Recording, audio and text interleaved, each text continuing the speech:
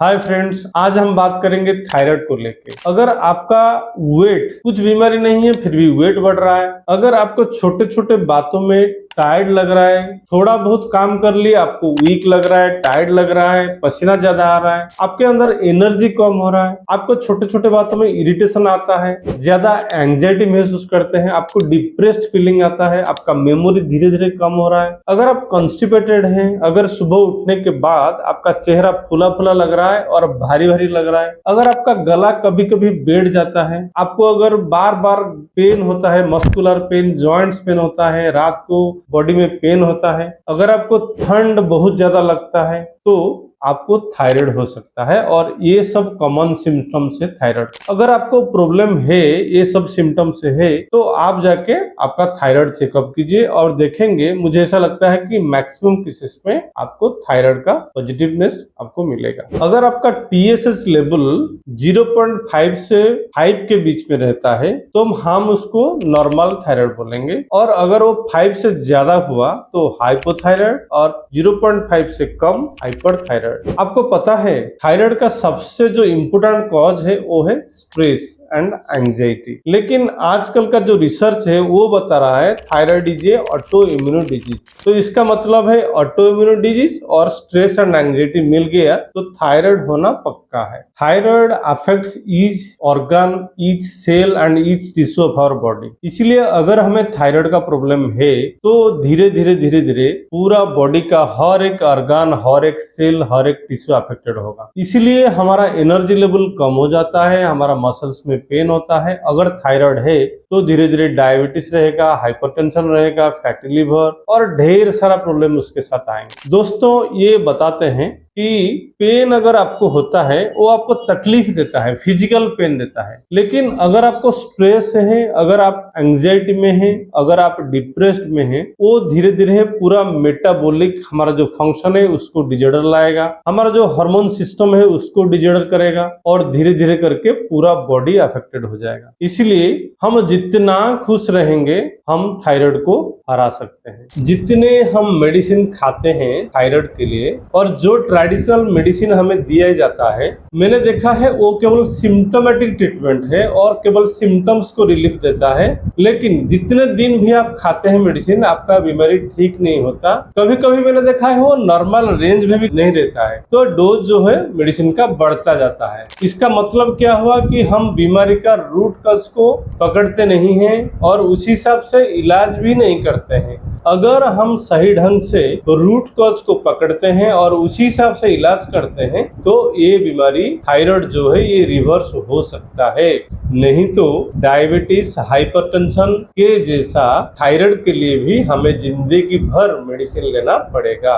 ये जो बीमारी है थायराइड, इसको जनरली एक फीमेल डिजीज कहा जाता है, क्योंकि 70 to 80% of thyroid cases are females. इसीलिए इसको फीमेल डिजीज कहा जाता है, क्योंकि इसका जो मेन कॉज है वो है स्ट्रेस, एंजाइटी एंड डिप्रेशन। तो ये जो तीन चीजें हैं ये लेडी लोगों में ज्यादातर हमें दिखाई देता है। इसलिए ज्यादातर लेडीज लोगों को थायराइड का प्रॉब्लम होता है और इसको फीमेल डिजीज कहते हैं। दोस्तों, ये जो डिजीज है ये ऑटो इम्यूनिटी के कारण होता है, ऑटो इम्यून डिजीज है। और कुछ ऐसे कारण हैं जैसे न्यूट्रिशनल डेफिशिएंसीज और न्यूट्रिशनल डिफेक्ट्स एंड टॉक्सिन्स। मतलब हम ये मॉडर्न लाइफ में जो खाना खाते हैं, जैसे हमारा फूड का चॉइस वो डिफरेंट हो गया। जैसे पहले जमाने में हम घर का खाना खाते थे, अच्छा तेल मसाला खाते थे और जो भी खाना खाते थे वो हेल्दी होता था। लेकिन आजकल जो हम खाना खाते हैं और बाहर का खाना जो ज्यादा खाते हैं उसमें ज्यादा कैलोरी है, अनहेल्दी फैट्स है, इसलिए हमारे अंदर ज्यादा कैलोरी डिपॉजिट होता है। वो कैलोरी फैट के रूप में डिपॉजिट होकर हमें ओबेसिटी बनाता है।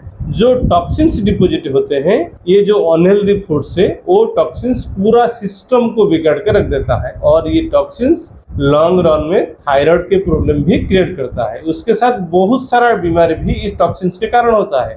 इसका मतलब ये हुआ कि खाना जो है ये इसका रोल बहुत ज्यादा है। दोस्तों, कुछ विटामिन है जैसे विटामिन डी का डेफिशिएंसी मैंने देखा है क्लिनिकली। विटामिन डी का डेफिशिएंसी से बीमारी ठीक नहीं होता और बीमारी बन भी जाता है। इसलिए मैंने बहुत सारे केसेस में जिन लोगों का ये कंट्रोल नहीं होता था, उन लोगों को विटामिन डी जब टेस्ट करवाया, देखा कि उनका बहुत कम आता है, यानी मान लीजिए 20 से कम या 10 से भी कम।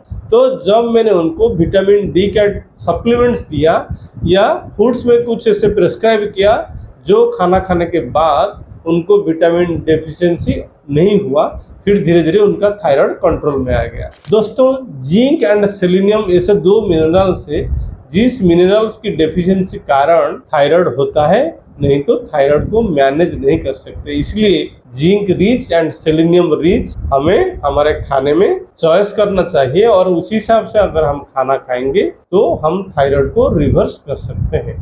दोस्तों, अभी चलिए बात करते हैं, हम अगर थायराइड है या हम सोचते हैं कि हमें थायराइड हो सकता है तो हमें क्या क्या टेस्ट करना चाहिए। पहला टेस्ट जो कॉमन है, सबको पता है, वो है T3, T4, TSH का टेस्ट। अगर ये टेस्ट हम कर लेते हैं तो ओवरऑल हमें पता चल जाएगा कि हमें थायराइड है या नहीं। दूसरा है TPO एंटीबॉडी टेस्ट, जिस टेस्ट को करने के बाद हमें ये पता चल जाएगा कि ये थायराइड जो है ये हमारा एक ऑटो इम्यून डिजीज है या जो अलग कारण मैंने बताया, न्यूट्रिशन कारण, विटामिन कारण, मिनरल्स डेफिशिएंसी के कारण या फैटी लिवर, क्या कारण हो सकता है। तो हमें ये डिफरेंशिएट करने में ये टेस्ट जो है बहुत मदद करता है। तीसरा जो हम कर सकते हैं वो है एक अल्ट्रासाउंड। अपने एब्डोमेन का एक अल्ट्रासाउंड करने से हमें ये पता चलेगा कि हमारा जो लिवर ठीक है कि नहीं, क्योंकि फैटी लिवर एक मेजर कॉज है थायराइड का। T4 एक्टिव फॉर्म में T3 में कन्वर्ट होता है लिवर में एंड इंटेस्टाइन में। इसलिए अगर फैटी लिवर है तो वो कन्वर्सन नहीं हो पाता, इसलिए थायराइड का बीमारी होता है।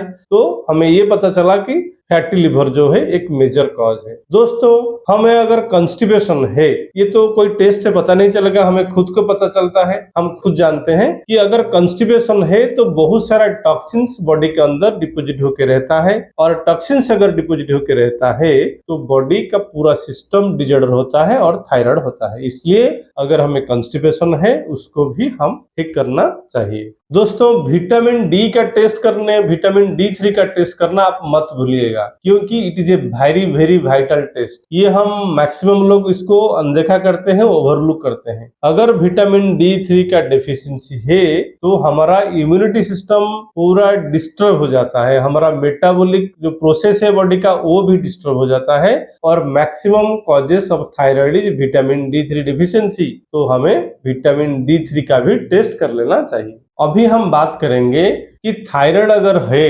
हमें तो हमारे डाइट में हम क्या क्या मेंटेन करना चाहिए। दोस्तों, मैं आपको बता रहा हूं कि थायराइड कैन बी रिवर्स्ड। अगर आपको हाइपोथायराइडिज्म है, इसको रिवर्स किया जा सकता है विद इन सम मंथ्स। तो इसके लिए हमारा जो लाइफस्टाइल है वो है मेन थिंग, बाकी जो है उसको भी ठीक करना है। अगर कुछ मेडिसिन की जरूरत है, होम्योपैथी मेडिसिन की, तो उसको भी हम लेंगे, लेकिन मैं 100% एश्योरेंस के साथ आपको बता सकता हूं कि हम थायराइड को रिवर्स कर सकते हैं विद इन मंथ्स। तो बेसिक फॉर्मूला उसका जो डाइट का है वो है लो carbohydrate diet, high healthy fats, high healthy proteins and alkaline water. अगर ये बेसिक जो 4 चीज है इसको हम मेंटेन करेंगे तो हम थायराइड को रिवर्स कर सकते हैं। तो हम क्या करेंगे, जितना भी सुगरी फूड है, मतलब मीठा शक्कर से बना हुआ जितना भी फूड्स है उसको हम अवॉइड करना चाहिए, और अवॉइड करेंगे, नहीं तो हम इसको रिवर्स नहीं कर सकते। तो शुगर रिच फूड को हम अवॉइड करेंगे। जो ट्रांस फैट है, जो अनहेल्दी फैट्स है,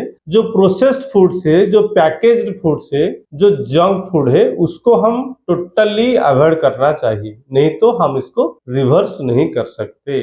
जो ग्लूटेन रिच फूड है उसको भी हमें अवॉइड करना चाहिए, और मैक्सिमम डाइटरी प्रोडक्ट्स को भी हमें अवॉइड करना चाहिए। दोस्तों, जो हेल्दी फैट्स है, मतलब जो गाय का घी है, जो कच्चे घानी ऑयल्स है, इसको हम हमारे डेली रूटीन लाइफ में, डेली खाने में ऐड करना चाहिए। जो हेल्दी प्रोटीन्स है उसको भी हमें ऐड करना चाहिए। जितना सारा green leaf vegetables, fresh fruits and fresh vegetables, उसको हम हमारे डेली रूटीन लाइफ में खाने में ऐड करेंगे। अगर आपको थायराइड है तो ये खाना आपको नहीं खाना चाहिए। मैं आपको दोस्तों ये बताना चाहता हूँ कि ये सब जो नहीं खाने वाला डाइट है उसका असर बहुत कम है। इसलिए हम अपने रोज डाइट में जितना भी fresh fruits, fresh green leaf vegetables and fresh vegetables उसको ऐड करेंगे उतना हमारे लिए अच्छा होगा। जितना डाइटरी प्रोडक्ट्स को अवॉइड करेंगे उतना अच्छा है। मशरूम भी खा सकते हैं, फिश भी खा सकते हैं, ये सब भी हमारे लिए बहुत जरूरी है। दोस्तों हमने आज बात किया एक शॉर्टकट में, लेकिन आई होप कि ये वीडियो देखने के बाद आपको एक कंप्लीट सा आइडिया आ गया होगा थायराइड को लेके, हमें क्या क्या फूड खाना है, इसका कॉजेस क्या है और हम इसको रिवर्स कर सकते हैं कि नहीं। दोस्तों मैंने 20 साल से इसके ऊपर रिसर्च किया है, काम किया है और धीरे धीरे करके एक लास्ट बहुत बढ़िया मेडिसिन में मैंने रिसर्च करके निकाला है। अगर हम इस मेडिसिन को कुछ महीना तक कंटिन्यू करेंगे और मैंने जो डाइट प्लान बताया उस डाइट प्लान को मेंटेन करते हैं, मैं आपको 100% एश्योरेंस देता हूं और गारंटी के साथ भी बोल सकता हूं कि ये जो बोलते हैं कि ये जिंदगी भर मेडिसिन खाने वाला बीमारी जो थायराइड है इसको हम कुछ ही महीनों के अंदर रिवर्स कर सकते हैं। दोस्तों आशा करता हूं ये वीडियो को आप जरूर ज्यादा से ज्यादा शेयर करेंगे और हमारे चैनल को सब्सक्राइब करेंगे। आज के लिए इतना ही, फिर मिलते हैं एक बहुत अच्छा वीडियो के साथ, तब तक के लिए धन्यवाद।